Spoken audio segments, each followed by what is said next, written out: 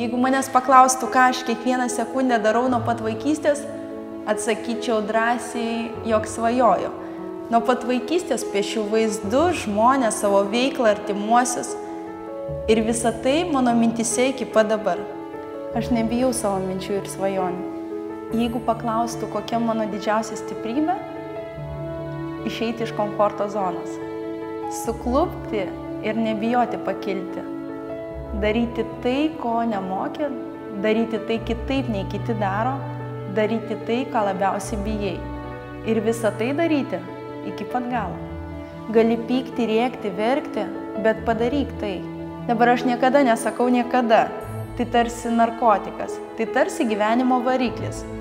Matyt, nei rytoj, nei poryt aš nesustosiu.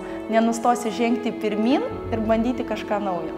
Tada gyvenimas kiekvieną kartą, tau uždarydamas vienas duris, atidaro naujas. Ir kai tu pradedi tikėti tai, ką darai, tikėti gyvenimu, jis tau nutiesia kelią. Kartą paėmusi teptukus į rankas, niekada jų nebepaleidau. Paneigiau visus stereotipus. Aš negimiau laikydama teptukų rankose, aš juos pati prisijaukinau. Kažkada svajojau suburti didžiulę komandą, aktyvių, veiklių grožio srities profesionalų.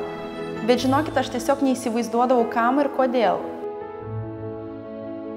Dabar mes tikime viena idėja ir viena misija. Kvėpuojame vienu ritmu. Mūsų pašypsenos, juokas, kartais nesutarimai, bet mes kartu. Ir po truputį palengva pradėjau kurti savo makiažo receptus. Tada pradėjau perteikti juos norintiems pažinti grožio pasaulį, norintiems prisiliesti prie kiekvienos unikalios drobės.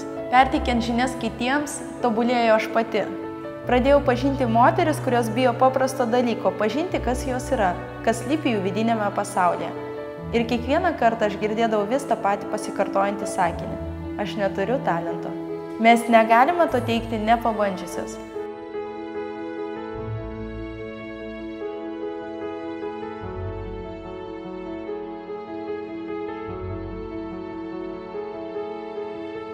Makiažą aš perteikiu tai, kas slypi manyje. Aš noriu, kad kiekviena moteris pasinertų į ieškojimus ir nebijotų būti vis kitokia. Nebijotų stebinti savęs ir tada visų kitų. Nebijotų pažinti savo išvaizdą, pamilti kiekvieną savo dalelę ir teptukų pagalbą atskleisti, kas ji. Kas ji yra šiandien, kas ji yra rytoj, kas ji yra vakare, kas ji yra pasimatymo metu, kas ji yra darbe. Juk mumise slypi tiek daug. Pritrūkdavo oro nuo minčių ir idėjų, svaigdavo galva ir mintis tiesiog kovodavo viduje, kol viskas susigulė į žodžius, tada į eiles ir sakinius, o tada į knygą. Iš širdies į širdį, kur tik grožio receptai mano draugiam, klientėm, o galbūt ir tau.